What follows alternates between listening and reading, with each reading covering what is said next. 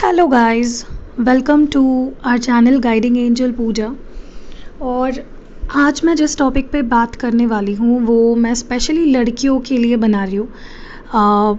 But हाँ, लड़के भी देख ही सकते हैं, लेकिन फिर भी ये स्पेशली वीडियो सिर्फ लड़कियों के लिए है कि अपने बॉयफ्रेंड को अपनी वैल्यू कैसे समझानी है। आपको एकदम बेस्ट टिप्स बताऊंगी मैं, आपको प्रैक्टिकल लाइफ टिप्स बताऊंगी, क्योंकि मैंने ये कई बार देखा है। मेरे पास भी जो क्लाइंट्स आते हैं उनके जो पार्टनर होते हैं, स्पेशली लड़कियों का मैंने ये प्रॉब्लम देखा है। ऐसा नहीं है कि लड़कों के साथ ये नहीं होता है, बट ये जो वीडियो है ये स्पेशली मैं लड़कियों के लिए बना रही हूँ कि अपने बॉयफ्रेंड को आपको या अपने पार्टनर को कैसे अपनी वैल्यू समझानी है।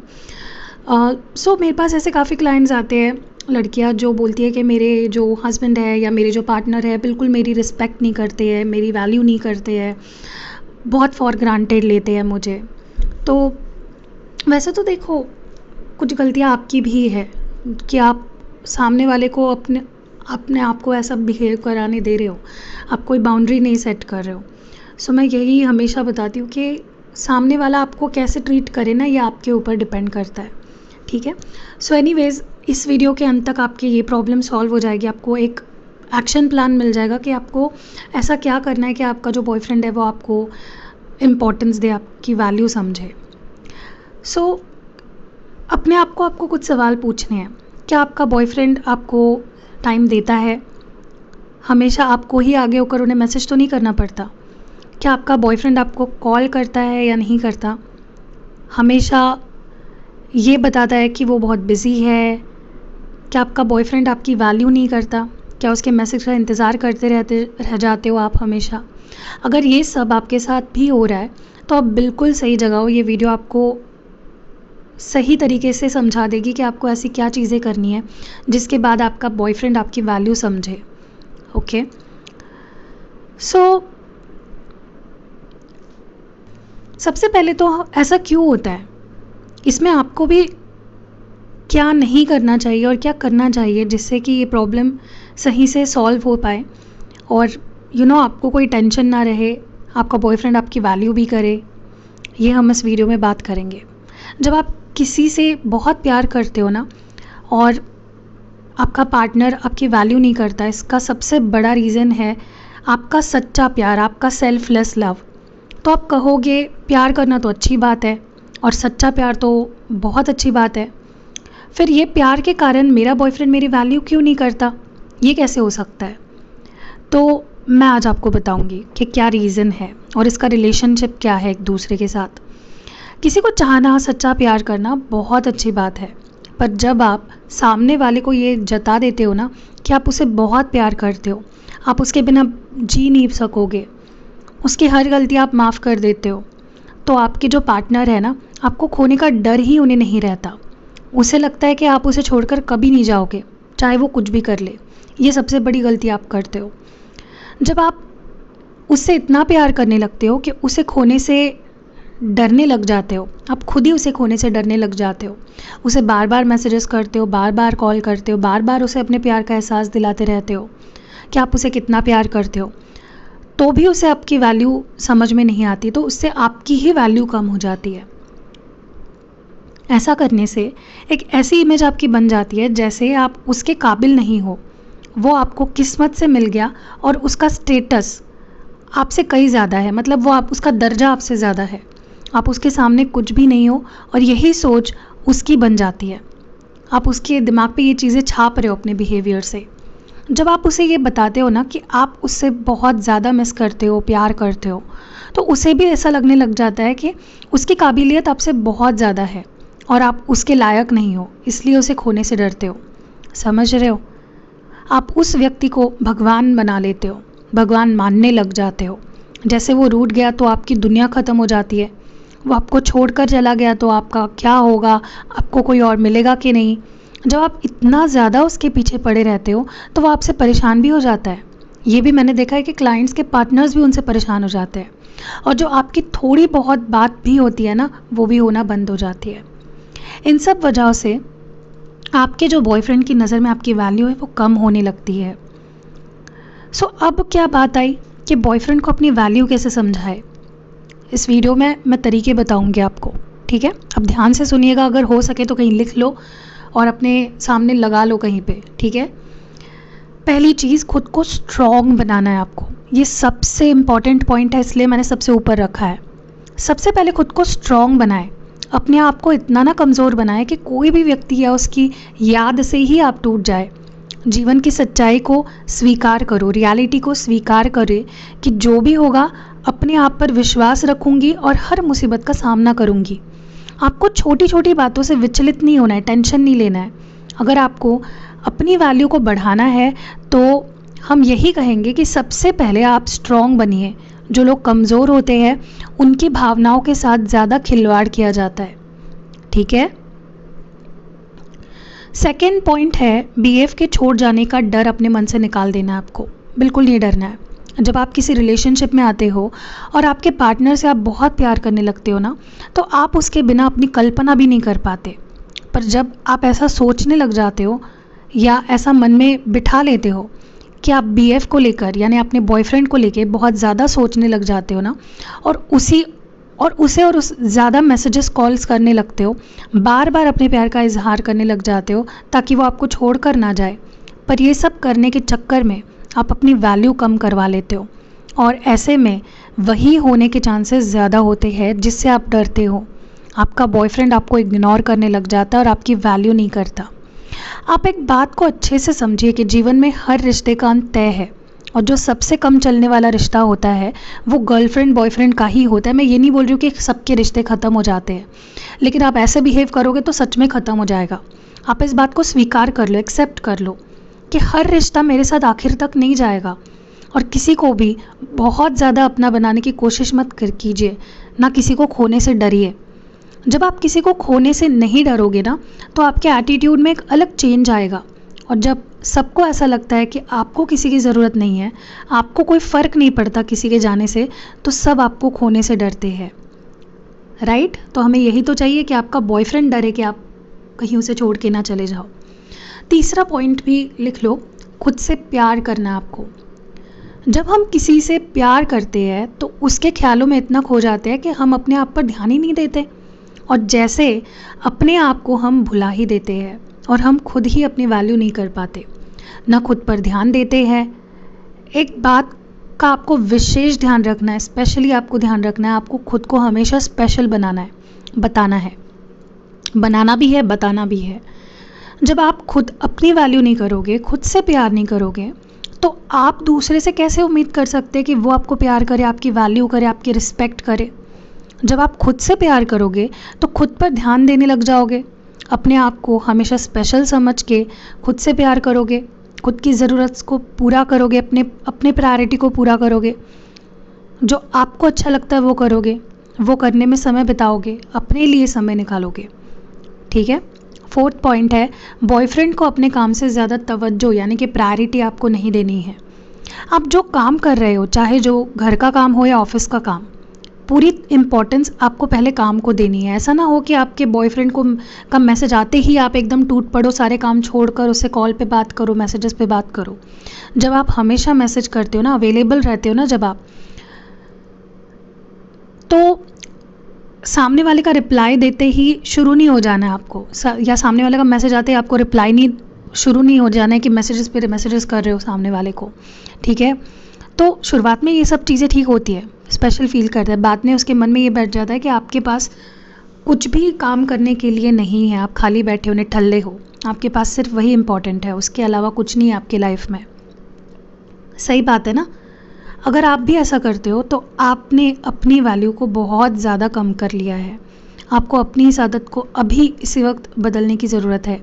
आप बॉयफ्रेंड से तभी बात कर ले, चैट करें जब आप अपने इम्पॉर्टेंट काम खत्म कर चुके हो और आप फ्री हो, समझ रहे हो। चलो अभी 5th पॉइंट पे जाते हैं। अगर अभी तक का वीडियो अगर आपको समझ में आ चुका है, कुछ मदद मिली है उससे, तो वीडियो को अभी लाइक कर दो, ठीक है। चलो 5th पॉइंट की बात करते हैं। अपने आप को आपको बिजी रखना है। ये 4th पॉइंट से ही आता है 5th पॉइंट।